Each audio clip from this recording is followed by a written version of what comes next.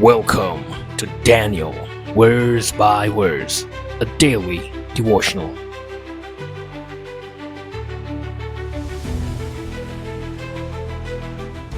Noble captives.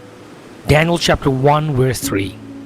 Then the king instructed Aspenaz, the master of the eunuchs, to bring some of the children of Israel, and some of the king's descendants, and some of the nobles. Imagine a foreign army marching into your town, taking you from your family, and forcing you to walk hundreds of kilometers to the enemy's country. Arriving at their capital city, you are surgically sterilized and then enrolled in language and religion courses as part of an indoctrination campaign. How would your faith survive such an ordeal? Daniel and his friends experienced this nightmare, yet they exhibited patience towards their captors and stood firm in their faith. How did they do it? Was it their captivity that caused them to turn to God for strength?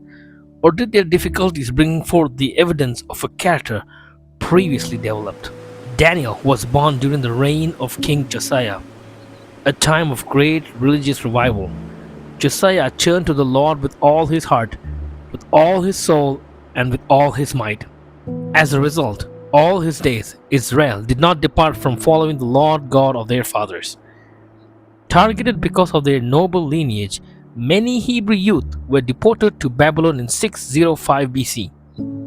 But unlike many of their fellows, Daniel, Hananiah, Mishael, and Azariah held fast to the religion of their youth. Had they eaten from the king's table, which contained food offered to idols, they would have been viewed as worshipping the king's gods. Neither would they consume unclean food or intoxicating drink to jeopardize their physical, mental, and spiritual development. Josiah's revival must have had a lasting effect on these four Hebrews. God-fearing parents raised Daniel, Hananiah, Mishael, and Azariah.